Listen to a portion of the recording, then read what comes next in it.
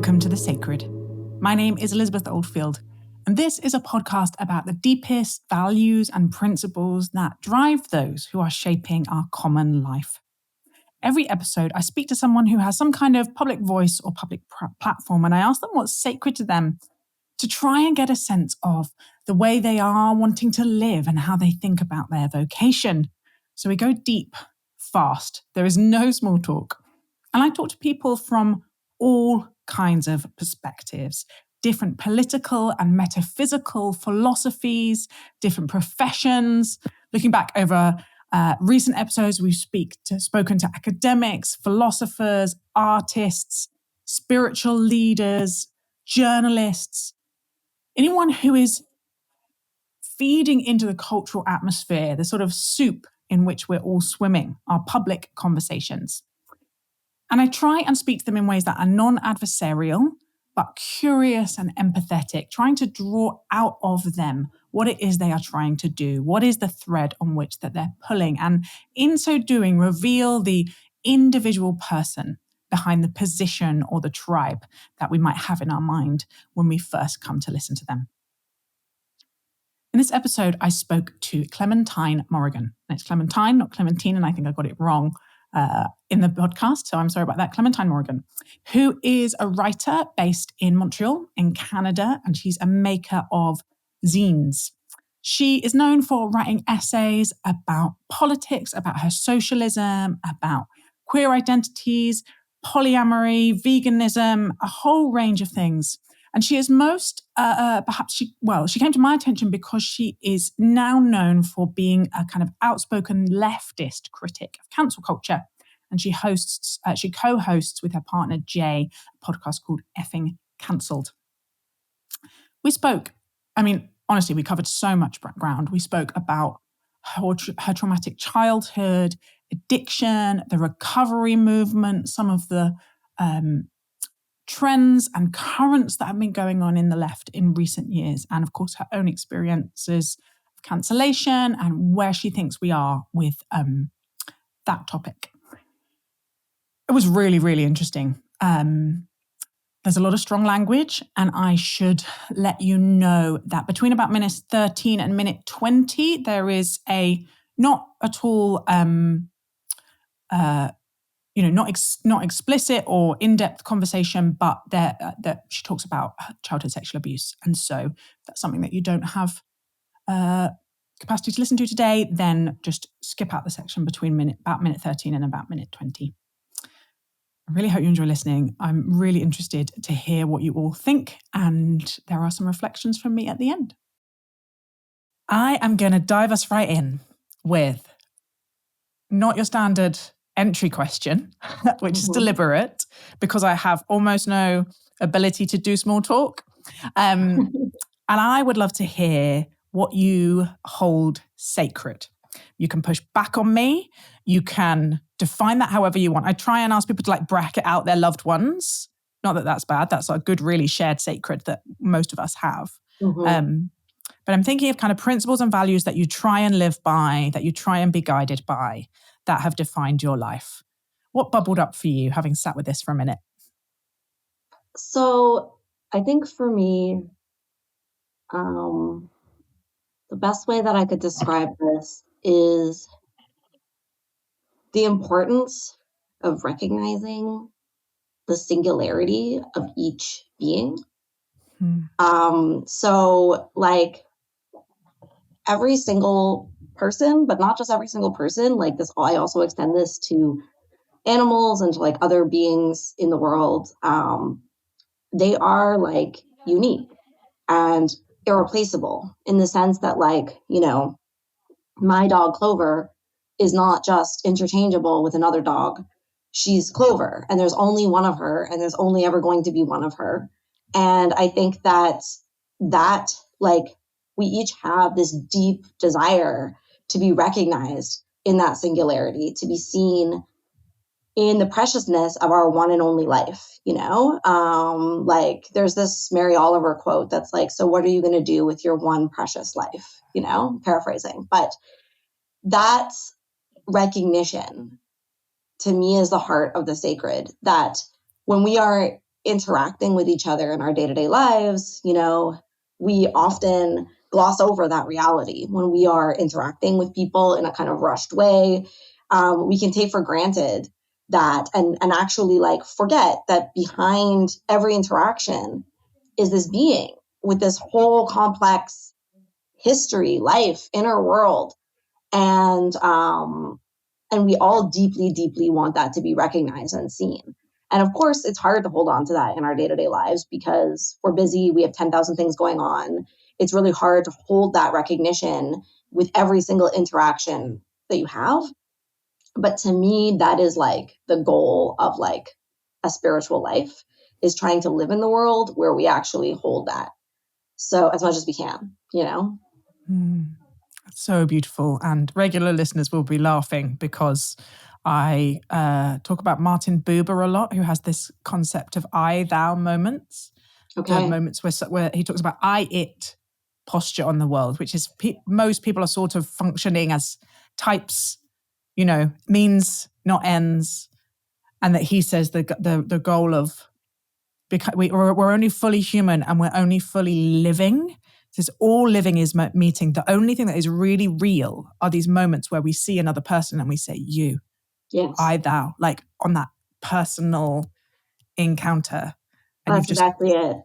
That's exactly it. I've never read his work, but I feel like I've come to the same conclusion through my own reflection. And like, for me, this also is, it's always, since I was a child, I have had this recognition with animals in a very extreme way. And living in a world that completely does not see this in animals, or for most animals, you know, like we often will see it with our pets. People will have this ability to know that their pet is a person, is a singular being with an inner world. But in the larger way that we relate to animals under capitalism, we don't.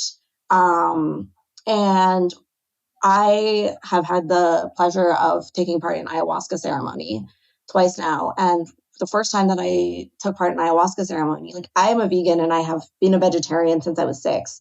So like that was already a big thing for me. It wasn't something that I needed the medicine to show me, but I had this extreme vision of like factory farmed cows and seeing their eyes and seeing like each one is a me. Like that's the way that the words came to me. It was like, this is a me. Each being has one precious sacred life. And we are so encouraged, that what you were saying about like I, it, like, and you can see it with animals because which animals people like objectify versus the ones that they can see the personhood in, they change the pronouns. So when they talk about their pet, they say like he or she.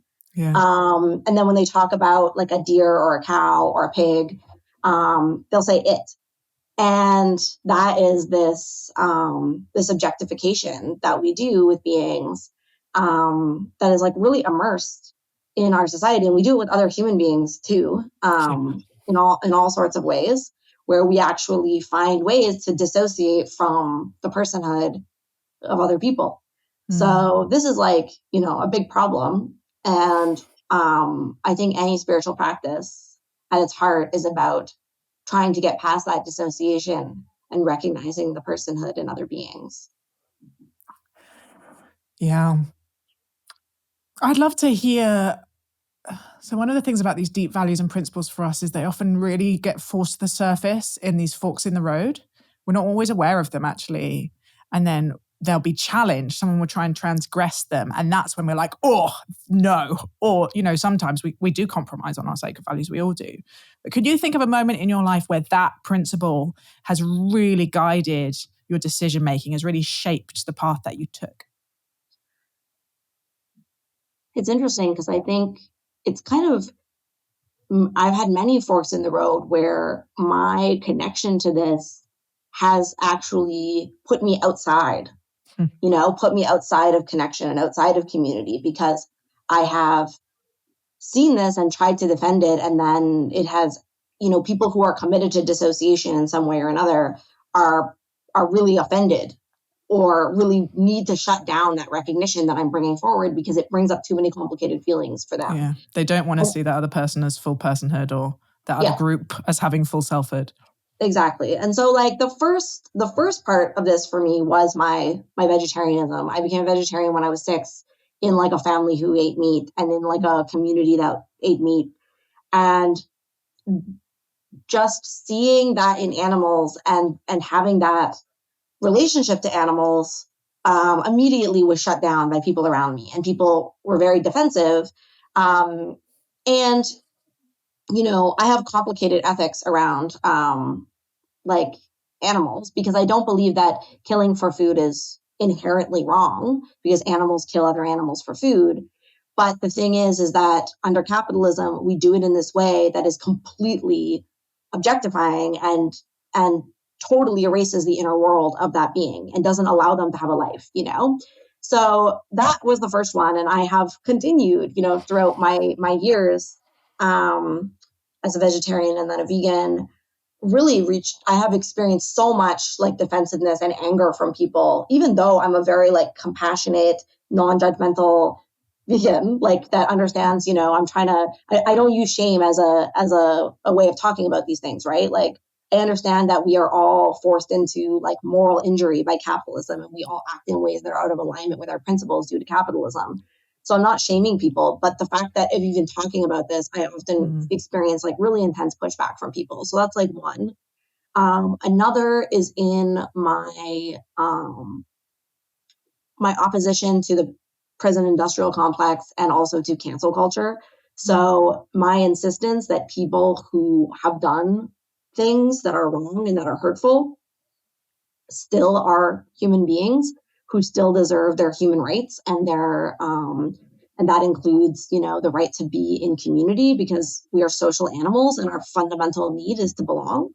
And so when we put people in cages, like I don't want anyone in a fucking cage. This is like maybe like one of my most firmly held principles, whether that be a human being or an animal. I don't want anyone in a cage. Like the thought of that, just like it immediately, because I can think about myself being in a cage and I know that I would not like that, you know? So, but yeah, like there's with cancel culture, like I do a lot of work critiquing cancel culture. And, you know, people get really mad at me because they think that defending the human rights of people who have done something fucked up means that we don't care about the fucked up thing that happened, right? And this is not the case. Like I spent a good 11 years in Alcoholics Anonymous, and that's a very spiritual program. And in Alcoholics Anonymous, we learned that people can change, and that the way that people change is through being in community, you know, being seen for their true self, their integrity that has been like damaged through their pain, you know, like people do fucked up things because of how much pain they're in. And so when they actually have the opportunity to connect with a community that sees them, that sees that singularity in them and the sacredness and the irreplaceability of them, that their lives are not garbage, that they deserve to come back into the fold. People change. And when you give them tools to actually figure out what is your integrity, why did you stray so far from your integrity? What's going on for you? What is happening here? People do change. And so that's something that I really deeply believe in. And I don't see people as disposable, no matter what they have done. And this is a controversial, surprisingly controversial. It's very controversial and people get really mad at me. And like, I can understand that people have pain. Like I'm also like, I'm a survivor. I have complex PTSD. Like my life has been very shaped by trauma. And so I understand that when people are in pain, they think that like lashing out, punishing, causing pain to others is going to be how they get justice or how they are going to heal. But I just totally believe that this is a lie. Not only is it wrong because it's damaging other people and it's just contributing to the cycle of trauma, but also I don't believe that it actually gives survivors what they need to heal. And what survivors actually need to heal is, you know, obviously like a huge amount of support in working through trauma, but there's also like a big part of it has to do with grief, you know, of actually grieving like what has happened so that you can move on. And I think being stuck in that cycle of punishment and blame prevents us from doing the work of grief that we need to do in order to move on.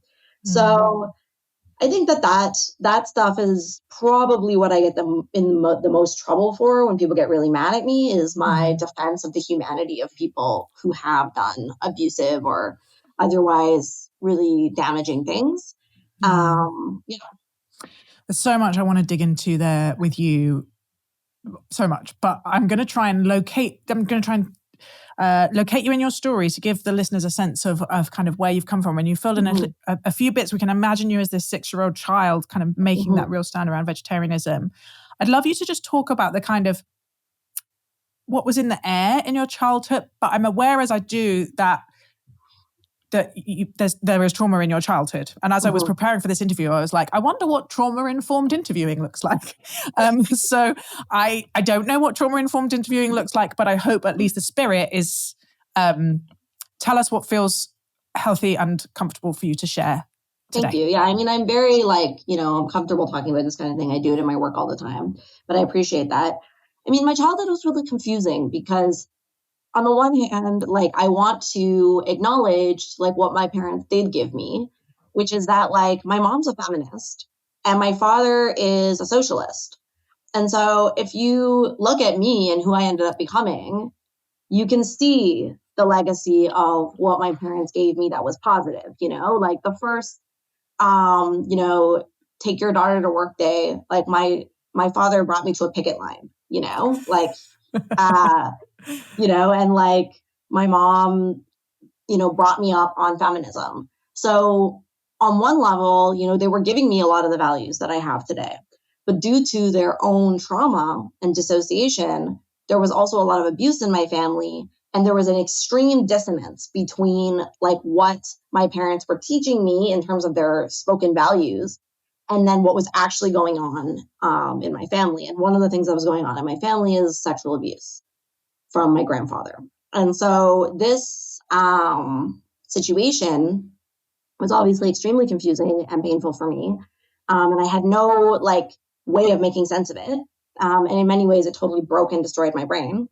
And so, I really think I have drawn these connections with my vegetarianism when I was a child, that there was this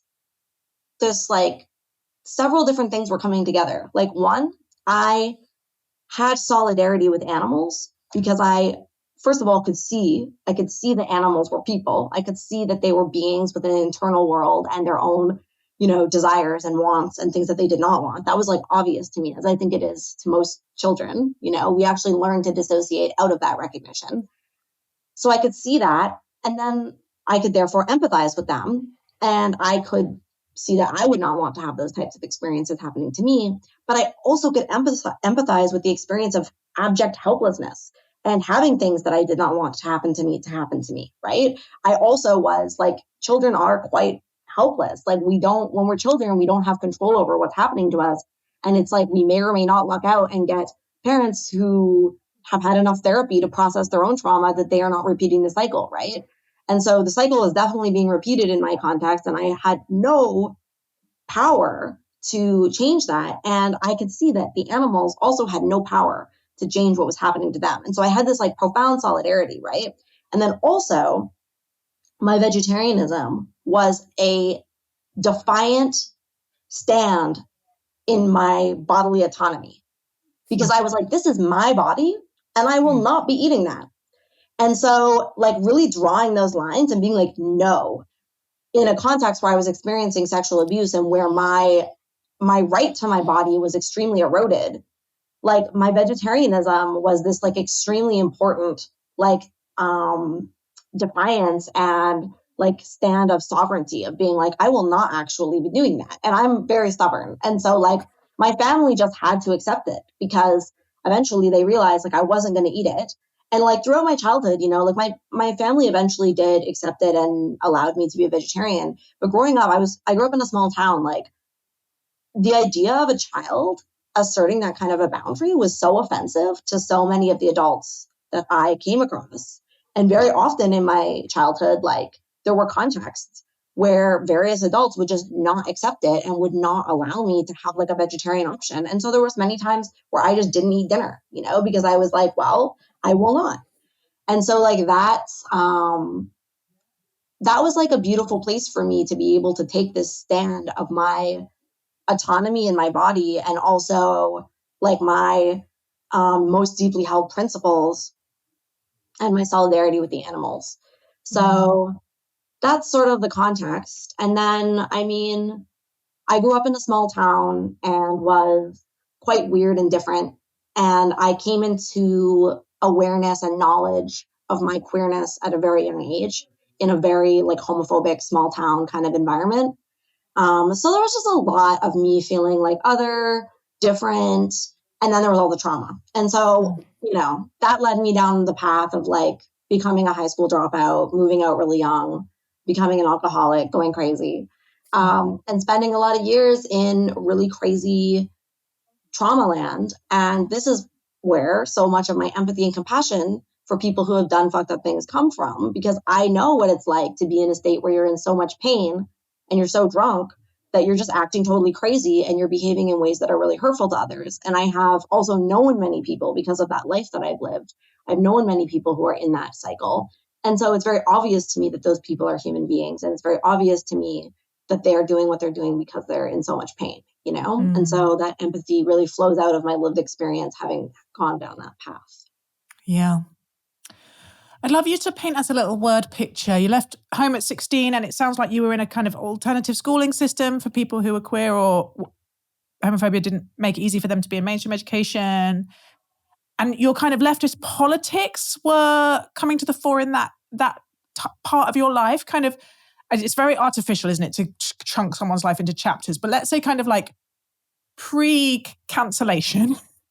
Oh, yeah. Could you just paint a picture of that world and who you were in it and what were the big ideas?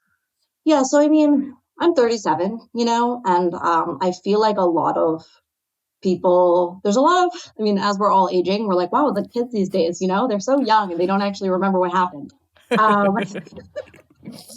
So I'm definitely starting to feel that at 37 and being like an aging millennial. But like, so when I was in that alternative school, so I dropped out of high school, I was getting locked up in psych wards, being all crazy. And I moved to Toronto when I was 16 and I went to an alternative high school that was like just like a one-room classroom in the basement of a church, actually, United Church.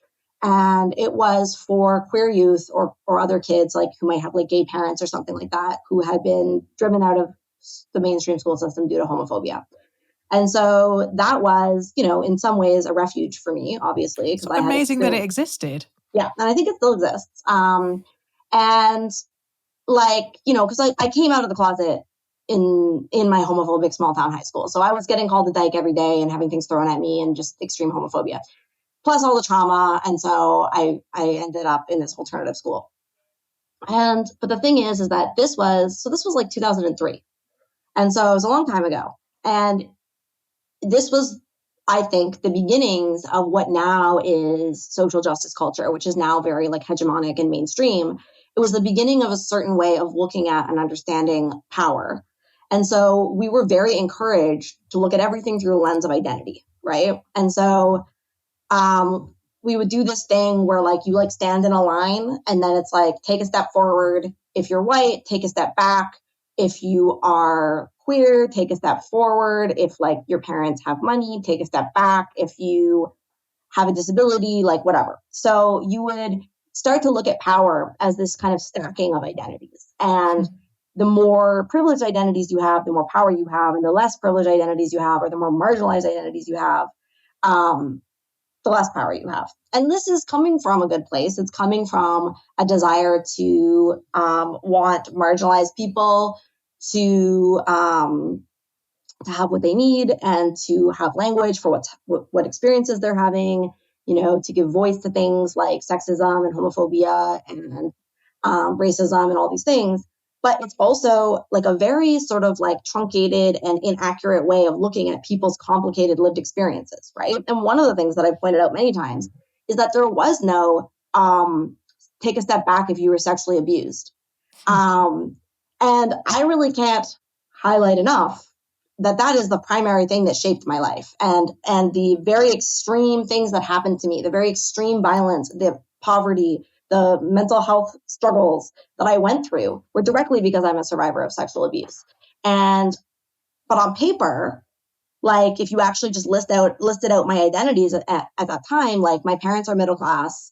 My parents are professors, so I come from like an educated middle class background. I'm white. Yes, I'm queer, so I guess I get like a marginalized identity point there. But overall, like, it seems like I should have been doing mostly fine. But where my life went is absolutely fucking insane.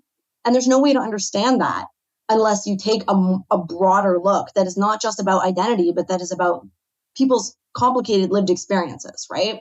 So that was, the beginnings of that. And what it did, even though I do think it was coming from a good place, is it really encouraged this group of queer youth who all of us were like super traumatized. Like, all of us were traumatized. We were there in this alternative school because we were traumatized, because we had been so rejected, by the larger society, both obviously because of the homophobia that we had experienced, but most of us also had other kinds of trauma going on for us.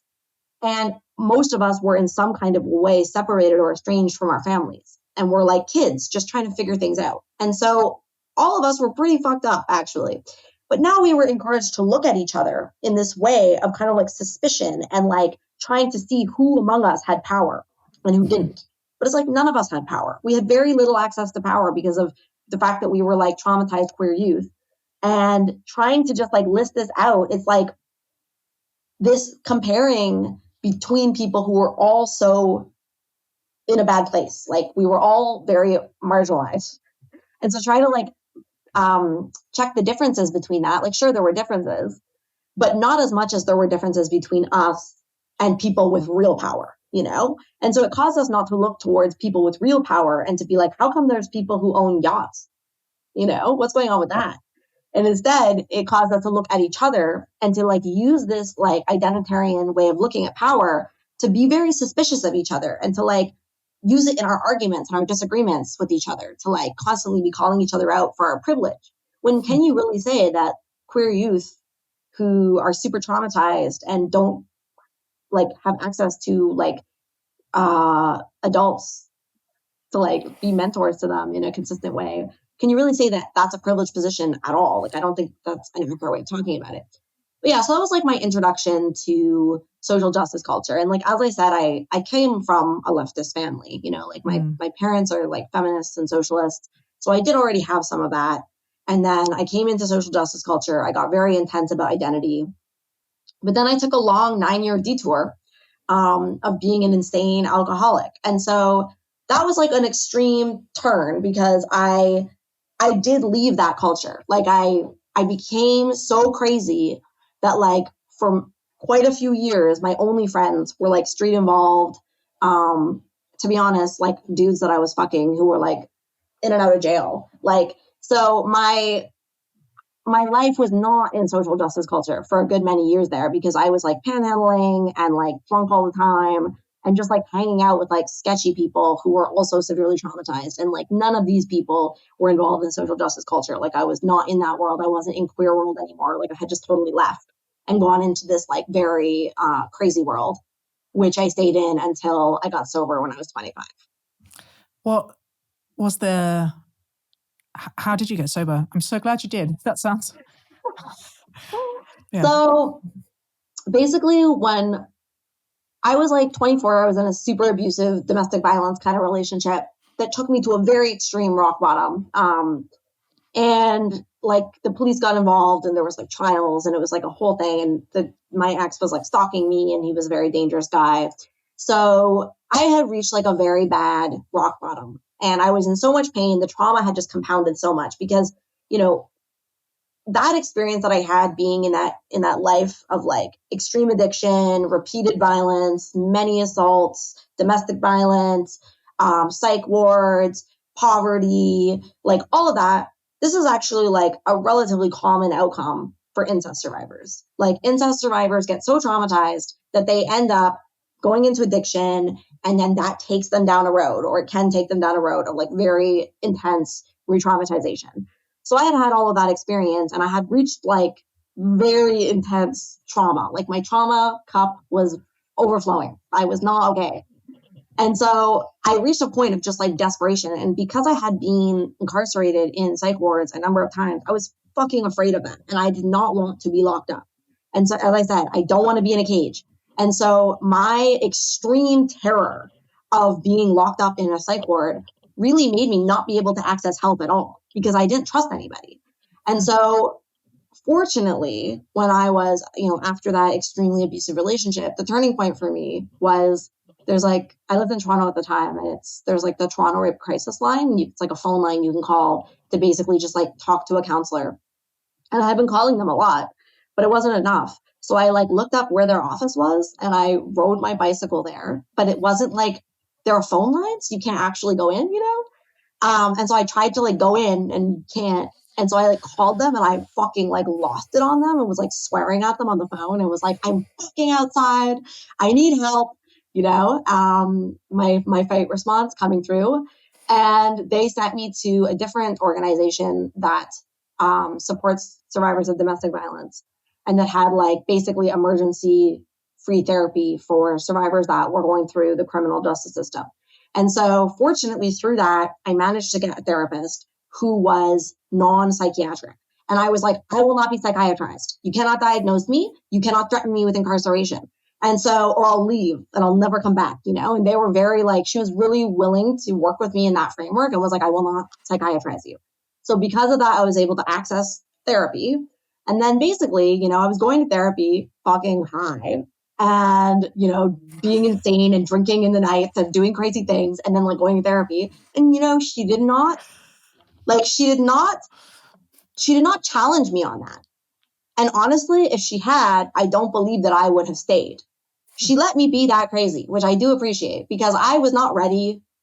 And if she had said to me, like, you need to stop being this crazy, I would have been like, fuck you. Because obviously being that crazy is what I needed to do at that time. But fortunately, I reached this point of being like, okay, maybe like I need to take a break.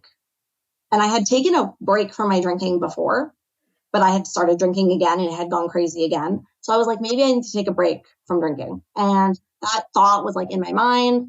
And just through happenstance, I crossed paths with a woman who was in AA.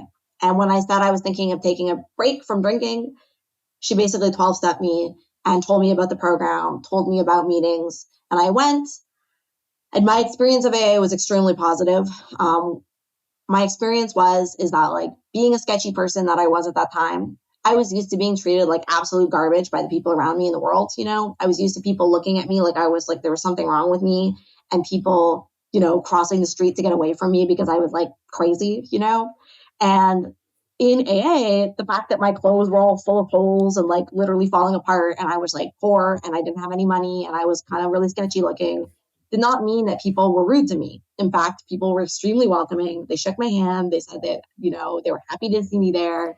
They welcomed me. There was free coffee and free cookies, which was incredible to me because I was like, this is free and I can drink it and eat it. And I was fucking hungry. So I love that. And everyone was nice. And also when they described their experiences, like they were seen normal, but when they described their experiences of what they'd been through, I believed them. They had been through what I was going through.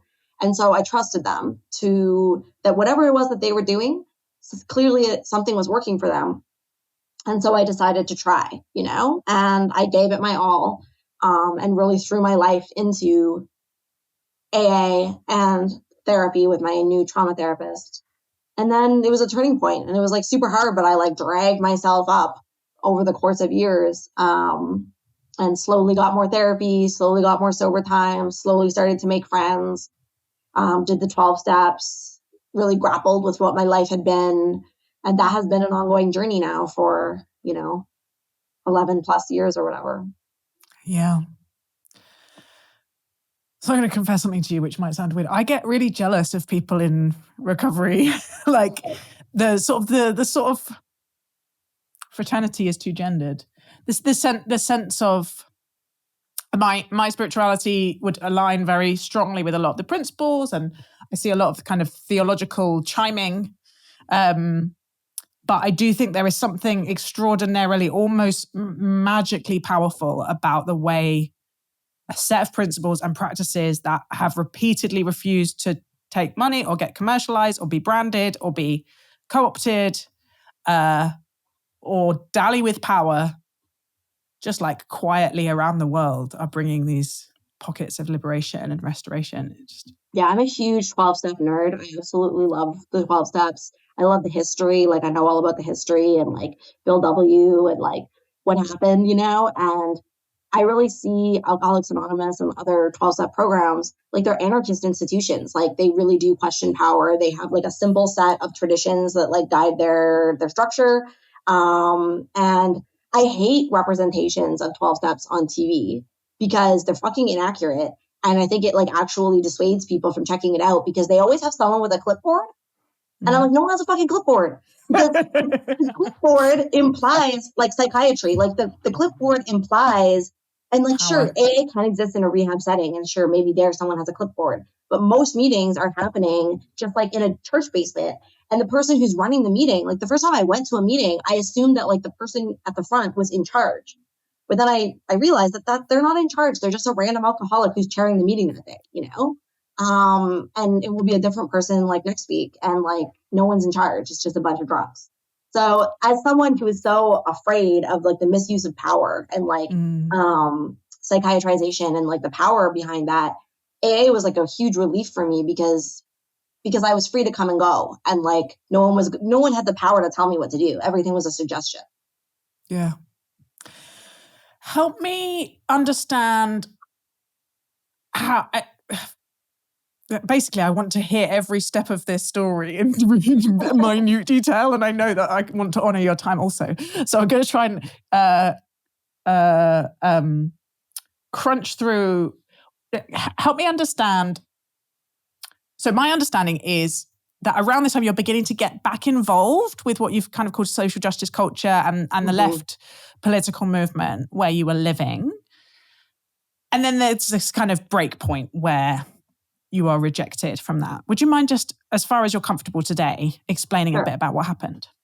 So basically, as I said, like when I was drinking, I was not in that world. Once I got sober, I immediately got back into that world. And part of that is because I am a queer person. And so like I'm bisexual, but I'm a very culturally queer, like queer identified person, But during my drinking, I wasn't. Like I just lived in straight world because it was easier for me to just do that when I was a train wreck. But once I got sober, I was like, okay, like there's queer people here. And I found my people and I came back into my queerness and I came back into queer culture. And so immediately that meant I came back into social justice culture because those two things are a Venn diagram that highly overlap, And so initially, I was very frightened because I was like, this culture that I remember from 2003, like now it was like 2012. Okay. So a bunch of time had passed. And in 2003, it was scary.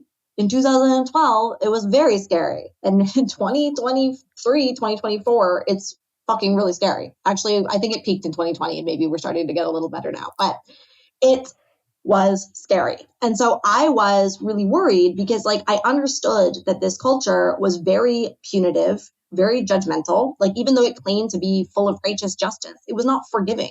It had no compassion or kindness for people who had done fucked up things. And so I had done fucked up things by this point, like for sure, I had no clean moral slate anymore. I could not claim to be this like innocent, whatever. Like I was a street involved drunk. Like I was a crazy person. So I certainly had not been acting in my integrity for the years that I was out there. And so I was like, how am I going to like ever like survive in this culture? Like, and I got a lot of solace out of the 12 steps because the 12 steps taught me like there's a way to take responsibility, there's a way to make amends, there's a way to change. And so I really just threw myself into that and I did my best and I, did a lot of living amends, which is like changed behavior. I did a lot of symbolic amends, which is where you like do things like volunteer or make donations in a way to try to like set things right. And I did a lot of direct amends, which are where you actually go and talk to the people that you have harmed and like you try to set things right with them. So I did all of that very, very thoroughly. And I like looked through the steps very closely at like why I had behaved the way I had, how can I change my behavior? And I did change. And I believe in the steps so much for that. But like,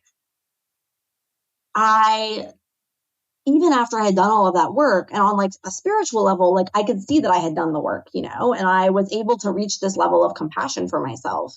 But on a social level, I was really scared because I was like, at some point or another, like I felt like I was building the foundation of my life on top of this like rickety platform, because if anyone ever like found out on a larger scale what my life had been, I would definitely be canceled. And I knew that, but I knew it was like a thought I was not allowed to think, you know? So I really lived in fear.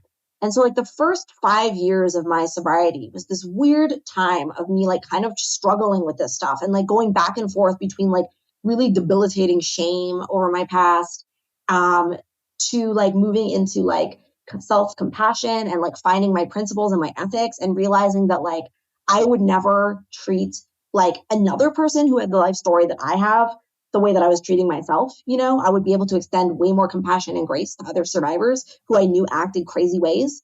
So I'm like, why am I being so hard on myself? I started to work on my trauma like a lot more. I started to get clear, but there was this dissonance that I was experiencing between the way that people were acting in my political world, my social justice world, and the ethics that I was developing through the 12 steps and through trauma recovery. And so at a certain point, there was like a breaking point in this. And this was before I was canceled. It happened a few years before I was canceled, where I started to come into a realization that social justice culture was not in alignment with my principles. And so one of the first ways that this came through was that I realized that I had been taking part in basically like in a soft way, a light way, I have been taking part in the cancellation of others.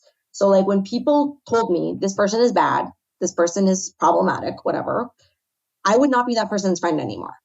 And I would just cut them out of my life. And there was a number of people that I had done this to. And I did it not because I thought that person was bad, but because I was deeply afraid, because I knew that if I continued to associate with them, I would be bad. And I was like, I have enough skeletons in my closet. I'm not going down for you, you know? And so I was doing this thing. I was treating people like they were disposable, which goes against my most fundamentally held principles, right? I was violating my principles. And I was doing it for years in sobriety. And it started to sit really badly with me. I started to see that like the way I was acting in 12 steps was like people would come in all fucked up and I would be like, you're welcome here. You know, we love you for who you are. We see the best in you. Here are these tools and resources. Like we're going to help you to do what you need to do to become the best version of yourself. That's what I align with. And then in social justice culture, people were like, oh, you did something kind of fucked up one time? Fuck you. You're permanently exiled from humanity. You know, no one is allowed to be your friend. If anyone is your friend, we're going to harass them until they denounce you publicly. And I was like, wow, this is not aligned, you know? And so it was very scary for me because my worst fear was being canceled. Like I have so much attachment trauma. I have never belonged. You know, my life has been one story after another of me just being fucking alone and traumatized. And I did not want to be canceled. I did not want to have everything I was building and working so hard to build be taken away from me. But I knew that I couldn't keep acting this way because it was wrong. And so I started to make amends to people that I had cut out due to cancel culture. I actually started to reach out to those people and to be like, hey, I just randomly cut you out of my life because people had said things about you. And I realized that that's really unfair and that you had never done anything to me. And I don't actually know what happened or if there's any truth to what I was told. And also, you're a human being with a full complex story, and you don't deserve to be treated this way. And I'm sorry I contributed to it, you know? So I did that. And so through that practice, one of the people that I had treated this way is actually currently my long-term partner of almost 7 years, who is also my podcast co-host of Fucking Cancelled, Jay. And so Jay is this like incredibly smart, incredibly cool punk from 12 Steps who I had met at a meeting and who was doing activism that was like me and who was like very similar to me in a lot of ways. And I had been warned off of Jay. Jay was problematic because Jay was like soft canceled in Montreal where they were living and I was living in Toronto. And even though I was really excited about this new connection, I did exactly what I was told and I cut them out and I wouldn't be their friend. And so a couple of years later, when I was going through this process of like, okay, making amends, I made amends to Jay and we hung out and we hit it off. And that became this like incredibly important and safe relationship where I was able to be honest for the first time because Jay had an analysis of cancel culture. Jay had been not internationally canceled on the internet, but soft canceled in Montreal and was was talking about this stuff. And it was like the things we weren't allowed to think and the things we weren't allowed to say together, we talked about them. And we both had the 12 steps. So we had this lens of being like, yeah, like People can how change. is this in alignment, right? How is this in alignment? And so that relationship, you know, over the years, like I started to fully deprogram from what I now see as like a type of fundamentalist religion, social justice culture, in which people are spewing orthodoxies and they're not actually thinking for themselves. And so I deprogrammed, but I was still fucking terrified of being canceled. And I was, you know, during these years also building up my career as a writer, which was always my dream in my life and the thing that was the most important to me. And I knew that like I was in so much danger because I was like, the more I lived in alignment with my integrity, the more likely it was that I was going to be canceled. And then in 2020, it finally happened. I mean, of course, it was going to happen in 2020 because everyone was locked in the house and going crazy. And a lot of people got canceled that year. And I got canceled for the most absurd, stupid reasons. Like I was accused of not sharing Black Lives Matter on Instagram. I was like, I have been sharing it. And the person was like, deplatform. And then I was canceled as a white supremacist across like, you know, the internet. And I lost all my friends. I had to move. It was an extremely fucked up time. And also my worst fear, you know, very, very, very traumatic time. And in that way, like, I was like, well, it happened. And it was very weird because I was always afraid it was going to happen because of some true thing that I had done in my crazy life, you know, but it didn't. It had nothing to do with anything that I had done. It was just a totally made up, absurd cancellation, but it took everything from me. Like almost my entire life that I had built, the vast majority of people that I knew, friends, acquaintances, were like publicly denouncing me, cutting me out because it was like, that's how cancel culture works. They were all being pressured to abandon me. The accusations were insane and totally false.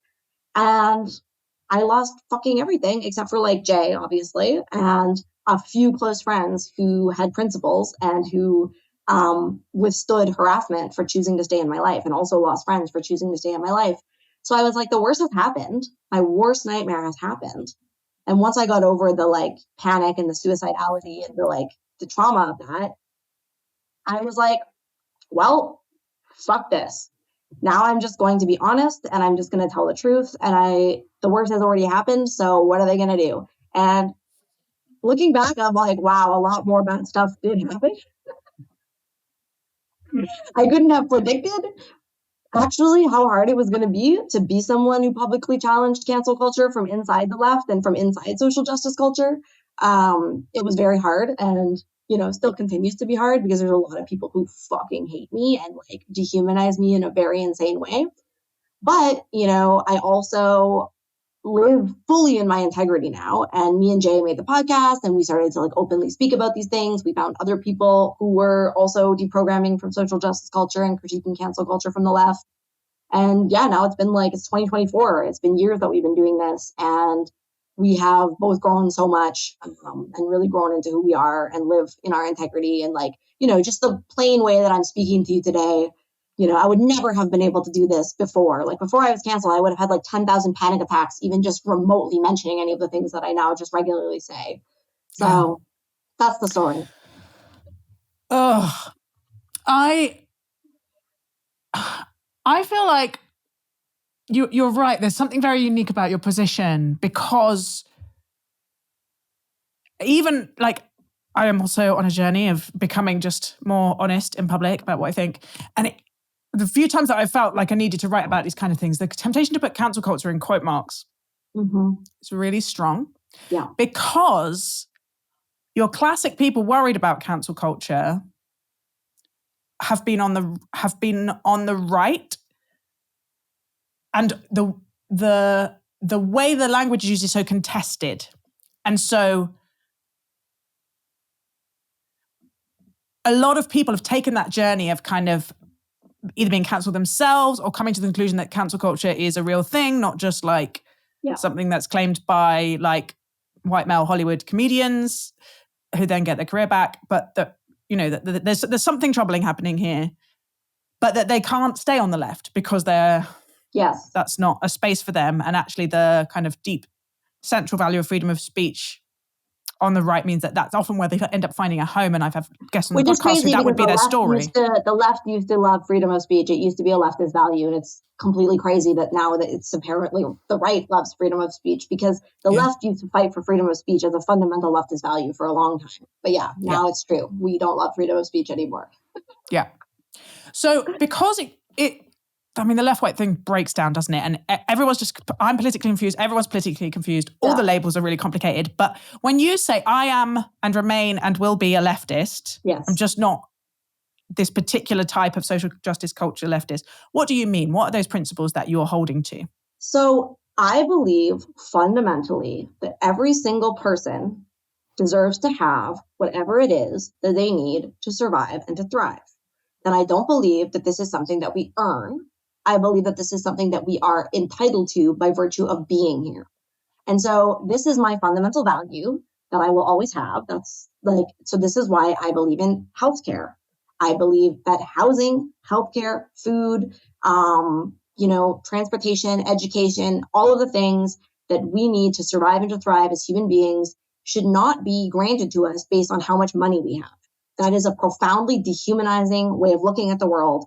I am against capitalism because capitalism reduces human beings, animals, and the living environment to objects that are exploited for profit. So I oppose that.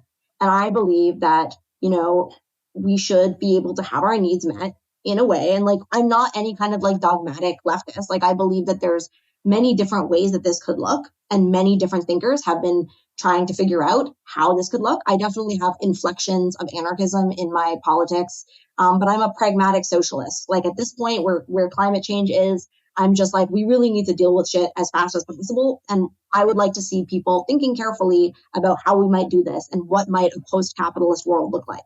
And so in this way, opposing capitalism and believing that all people deserve to have what they need, that workers should actually be in control of what is produced through their labor instead of capitalists extracting profit from that, and some people in the world being super, super rich while the vast majority of people suffer. I'm against that.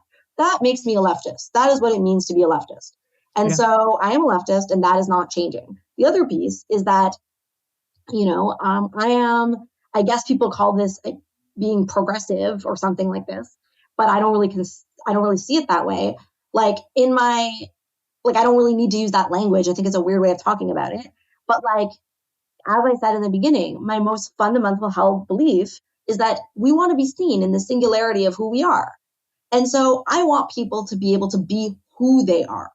And so that means, obviously, that I oppose any type of dehumanization or any kind of way of thinking that strips people of their precious singularity. And so that means I oppose racism. That means I oppose transphobia. I oppose homophobia. I oppose Islamophobia. I oppose xenophobia.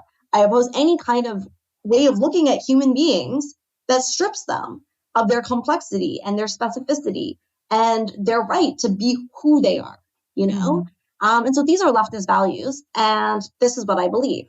And it's actually because I hold these beliefs that I oppose cancel culture.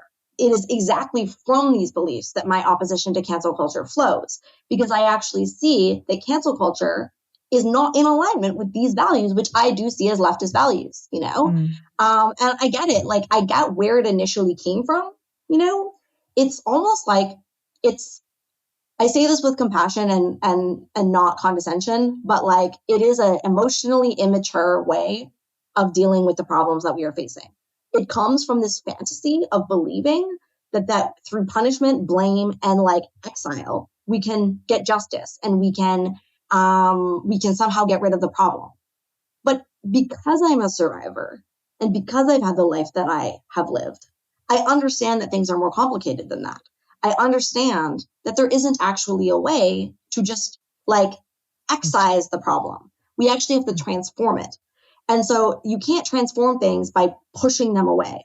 And I know this. As I said, I went through the criminal justice system, in my situation of a domestic violence, right? I experienced very horrifying domestic violence, sexual violence, horrifying things from someone that I really loved, My ex-partner is a survivor. He has been through severe fucking trauma. He is a human being, and I fucking loved him.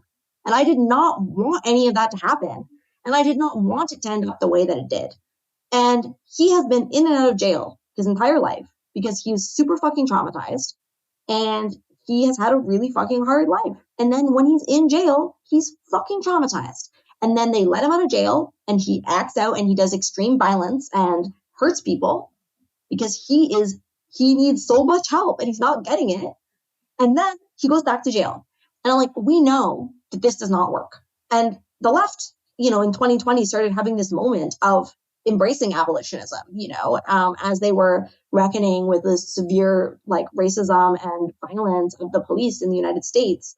Like people started being like, wow, maybe jails and prison is not really the answer. And I'm like, okay, cool. Now follow that logic through. What is cancel culture? Because the thing is that, and I've said this many times, but I think it's an important thing to say, unless you kill someone, which is wrong, or you lock them in a room and never let them see anyone else, which is also wrong, there is no way to separate people from human community. People are social animals. We will always seek community. So you can't make a person go away, except for those two things, which are both very, very wrong. And so when you put someone in jail, you have not ended the violence that that person has done. You have put the violence in a box. And the people in jail are experiencing violence. It's just we've put the violence out of our sight, so we think we've gotten rid of it, but we haven't. All we've done is said that those people aren't human beings and don't deserve protection, and so it's fine that the violence is going on inside the jail. It's not okay that's going on inside the jail. It's very bad. It's very horrible. And those people, they were already traumatized. That's why they ended up there. So it's like this is a culture of traumatizing survivors, And cancel culture does the same thing. Let's push this person outside of community. Let's make sure that no one will be their friend. Let's try to attack their job. And so when I look at that versus what I learned in AA, what did I learn in AA? You need community. You deserve resources. That's how I changed, through being given what I needed, through being given compassion, recognition of my humanity. If I had I didn't know social justice people at that time because I was too crazy. Social justice people don't know people like that. But if I had been told, fuck you, you're a piece of shit, you're a horrible person, write up an accountability statement and put it on the internet and do all of this cancel culture stuff, I would have just been like, that's insane. I'm just going to keep drinking. Mm-hmm. Whereas this, the kindness, the compassion, the resourcing that I was given is what allowed me to change. And so I know that people can change. And then the other piece is that as a leftist, and this is part of where my more anarchist principles lie, I am very concerned with the misuse of power. I don't like domination. I don't like it when people dominate other people. And one of the things that's very interesting about the use of power is that when people wield power over others, they never think that they're doing it in a bad way. They think that they themselves can trust themselves to wield power over others in a way that is fine. And I'm like, okay, you think that, but does the person who you're wielding power over think that? And to me, part of being a leftist is interrogating the way that power is used and being careful about how we're using it. And so whenever we're taking away someone's right to bodily autonomy, somebody's right to agency, to free association, these types of very fundamental things, we really have to question why we're doing that. And do we have the right to do that? How would we like it if somebody did that to us, and felt justified? So yeah, there's a lot there, but to me, it's actually very straightforward and based in my principles, and it doesn't seem confusing at all. Yeah, no, it shouldn't. I'd love to hear more about your spirituality. Honestly, listening to you and reading your stuff as someone who comes from a Christian perspective, I was just these are theological principles, right? The dignity of every human person. In my language, the Imago Dei, every human person made in the image of God. This, and it's actually what people get very scandalized about in Christianity is everyone is forgivable, everyone is redeemable, and it is not of our own making. There is that it is in the receipt of love and gift from outside that we are loved and then we can love. That is the way around that it works. And I guess Well, I'd love you to say a bit more about your spirituality, but also the question that all this leaves me with is, without a spirituality, or without those kind of commitments that you can't really evidence, they're kind of a priori, that you can't ground them in data, without those, what I would call spiritual principles, is it possible to actually seek justice, actually seek mercy, actually live together in ways that hold steady to our humanity? And is that maybe what's driven some of this, is the decoupling from those foundations? Yeah, I agree. I do think that that's true. I think that we're living in a highly alienated time under capitalism, right? And so we have many people are completely unmoored and disconnected from a sense of meaning that they may have gotten from like spirituality and from community and from connection when we lived at less alienated lives. So I think that's definitely contributing to the current dehumanization that's going on. But I don't know, like my spirituality, like I wasn't raised with any religion at all. I was never baptized. I'd never been to church. But I think spirituality, in the most fundamental way that I understand it, is just this recognition. It's not something like it's recognition in the sense that what we are recognizing is there. It's not like we are inventing something or coming up with something. It's just there in front of us to see. And I actually think that it's not that like we're dissociating. Like that's the problem. We do see it, we can see it, but we dissociate from it. And I think part of the reason we dissociate from it is due to like the massive amounts of trauma that we are all experiencing, in a huge range. But Gabor Mate talks about like capital T trauma versus small t trauma, and I think a lot of people, they don't think they have trauma because they didn't have a really insane life or like very obvious violence happened to them. But the way that we are living today is traumatizing. And like his book, The Myth of Normal, his new book, I recommend it so much because he does such a great job of talking about this, about the ways that we are all traumatized by this culture that we're living in. And the way that we have been totally encouraged to dissociate from our true authenticity, from this singularity that we are. And then also to not see that in each other and not see that in the world, and to treat the world in this totally objectifying way, to treat each other in this totally objectifying way. And so when we start to come back into that recognition and to see ourselves and to see each other, I think that like that is both of that is spirituality. And then like right action like flows from that. Because when you recognize in the other yourself and you just think, would I like this? When you know that that's a person, like it's the like dehumanization in response to violence, like dehumanizing the perpetrator, to me is such a cop-out. It's such a cop-out because it's like, that is a person. And if we can't acknowledge that, we will never understand violence, and we will never understand how it is that people get to the place where they do the horrifying things that they do. And so it's a cop-out. Like it does not allow us to actually grapple with what's really going on.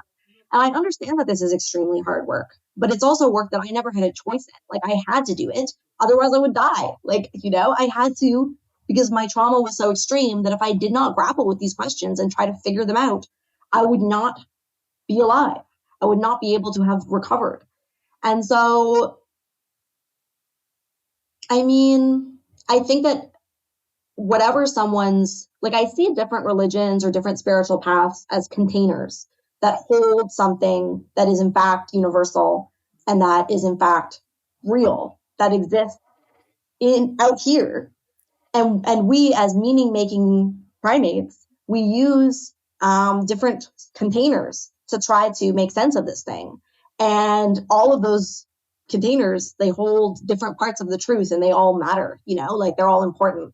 And whatever that container is for people, I think it's good if it leads them to this place of recognition that the other is just like me, that we are all these singularities. We are all these precious, irreplaceable beings, and we all want to be seen. And when we start to approach the world with that kind of empathy, curiosity, compassion, these types of principles, it becomes intolerable to see people being treated otherwise. And like, there's a lot of wounding. Like, we're going to have to address that. We're going to have to address that a lot of people are not able to act in their integrity because they are in so much pain. And so resourcing people, giving people what they need. And like, this is also why I'm a socialist. Like, trauma therapy should be fucking free. You know, we need it and it's not fucking available. And I think that if it was, it would be a lot easier for people to start getting their shit together. Yeah. So. Yeah. And on that important note, Clementine Morrigan, thank you so much for speaking to me on The Sacred. Yeah. Thanks for having me.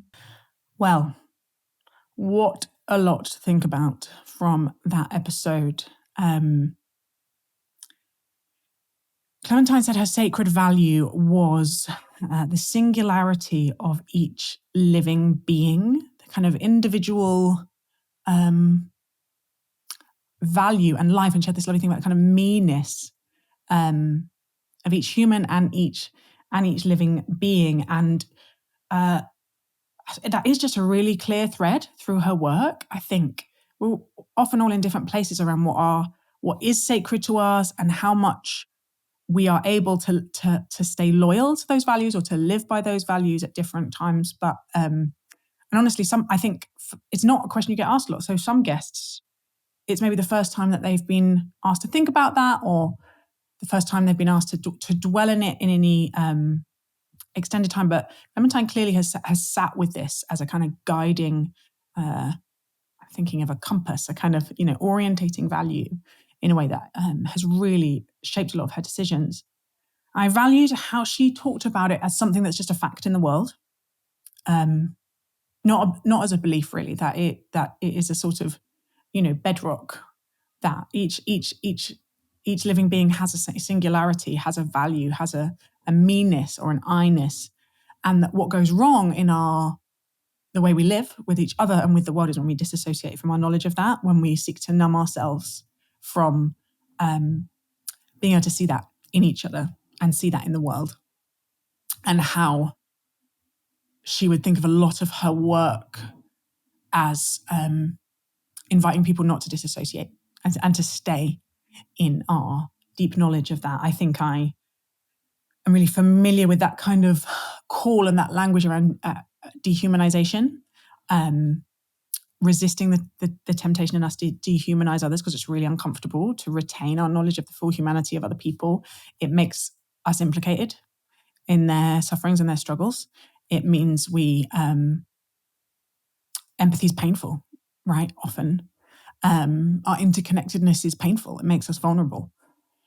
And I just found that kind of additional alternative language of like a refusal to disassociate really helpful.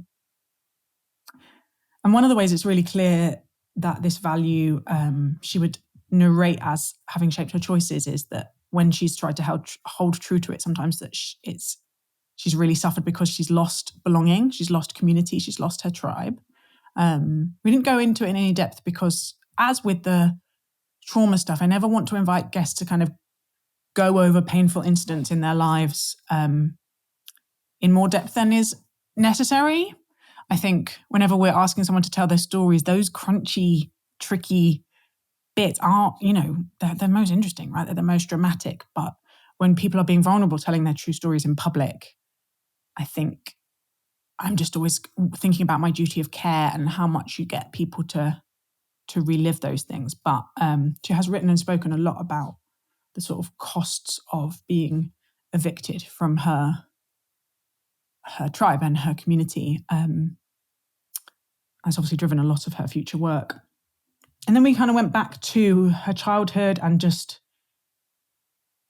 it's one of those things, how speaking to actual people about their stories helps shift things that I know theoretically into that deeper knowing, that I can know them emotionally, I can know them in a way that might actually have a chance of impacting my actions, that the lives that we see in the lives that we cross paths with that have just like spun completely out of control in the way that Clementine's did around addiction and risky behaviors and criminal behaviors, how clear the line is between that and childhood trauma, how clear the abuse that she suffered in her childhood just fractured out into everything that she touched, and how much more compassion and understanding we need for people whose lives spin out of control, because the data shows almost all of them will have got this cluster of the development literature calls it ACEs, adverse childhood events, which are like the opposite of aces in card games. You know, it's like the more of those aces you have in your hand, the less strong your hand is, in terms of how you're able to flourish in the world and the choices available to you and that kind of thing. So just reminded again of that call to compassion and that call to curiosity about what's led people to where they are, if their life has diverged radically from where ours is, and if they've made a set of choices that we wouldn't make, to pause a little bit before judging their choices. And obviously the kind of example of that par excellence is the recovery movement, which Clementine talks about so powerfully and so respectfully as a rigorous methodology for both self-honesty about our brokenness and flaws and failures and fragilities and need, and the dedicated, rigorous holding space for other people and their ability to change even when they've done terrible things, and walking with them and believing that the way people change is not judgment or finger pointing or shaming, but an invitation into a community and an offer of hope, actually, that change is possible.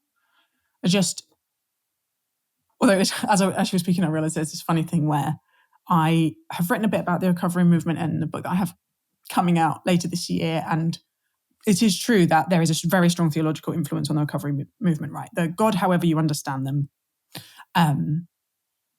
is there, and lots of the sort of approaches to forgiveness and to change are there because of the influence of the Oxford group, which was this big kind of theological movement. But there were other influences, Carl Jung, psychoanalysis, bunch of other things fed into this pot that made the recovery movement. And so I was reminded how much you see what you want to see, and that slightly that tendency in us to be like Narcissus, just like looking through the world, looking for things that remind us of ourselves and that we're already interested in. That when I look at the recovery movement, I see theology. And when Clementine looks at the Clementine, I got it right. It's one of those things where something gets filed wrong in your head and then you can't, there's a glitch every time you go to say the name. When she looks at the recovery movement, she sees anarchist politics, right? Because that's her world and that's her lenses and that's the things that she's interested in. That's humbling to realize how partial our lenses are and how primed we are to see what we want to see or to see what reminds us of ourselves. And those are the things we're drawn to, those are the things that we're warm towards naturally. What else? I think relatedly, how unflinching she is about herself, I find very, have a lot of respect for. Like all of us, she's working stuff out, she's changing her mind, she's, writing about things that she's understanding as she goes. It's not,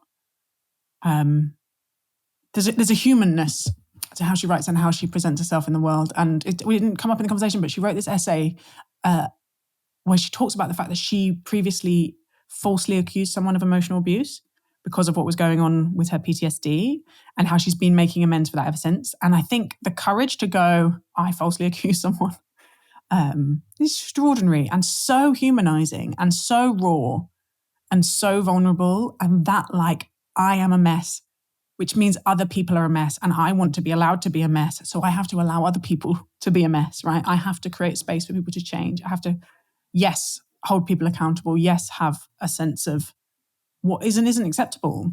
But to do that with as much grace and compassion as I can, it really feels refreshing. No one is disposable. And I think this is where the line, we have guests on from all different perspectives, and we do less so now because I think people really understand what we're trying to do with the project. But we do get pushback about guests that we've had on, and people raising an eyebrow and saying, you shouldn't platform them, or they're this, or stop making this terrible person look sympathetic by listening to them, which I understand is annoying when people that we want to hate become less hateful when we listen to their story. But that is sort of the point, that everyone is less hateful when we listen to their story and we can understand a bit more where they're coming from. Anyway, I think where Clementine and the conversations around her really rub up are how much creating space for the possibility of forgiveness and change is basically apologia for abusers, and just letting powerful groups get away with it Yeah, it is an incredibly difficult thing to navigate. And I think in my Christian communities, you know, when we've seen kind of leaders who've had great falls from grace or whatever, is something that congregations and Christians often really struggle to work through, because we have to be deeply committed to the possibility of grace and forgiveness and redemption, and that people can change, but that sometimes has been misused to mean that people can just get away with stuff, or they're not held to account, or they're able to come back into positions of power too soon.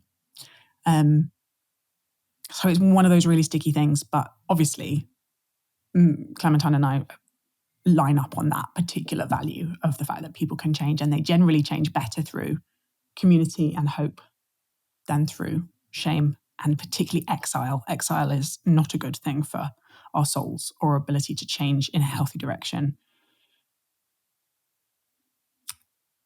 I mean, I could go on and on. There was so much in there, but I'm going to leave that for now. I would be really interested in what you think. You can find me on social media, Twitter and Instagram. You can find The Sacred in both those places. We have an email. I have a website. I have a Substack called morefullyalive.substack.com. And as I said, I have a book coming out in May, which is called Fully Alive, Tending to the Soul in Turbulent Times, which is now available to pre-order. You'll hear a bit more than that about that in the coming months, so I don't want to wang on about it too much yet, but it is there if you're very organised and you want to go support your local bookshop at bookshop.com, or in person in a bricks and mortar local independent bookshop. That's even better. That's all from me for today. Thank you so much for listening to this episode of The Sacred. Our production team are Daniel Turner and Fiona Hanscom. We're edited by Drew Hawley, and our music is by Luke Stanley. The Sacred is a project of the think tank Theos, and I would love if you would go and check out our wider work. There are many things to explore there, and a bunch of fascinating people thinking and working across many of these fields and themes, and I think you might enjoy digging in if you haven't already. I will speak to you next time.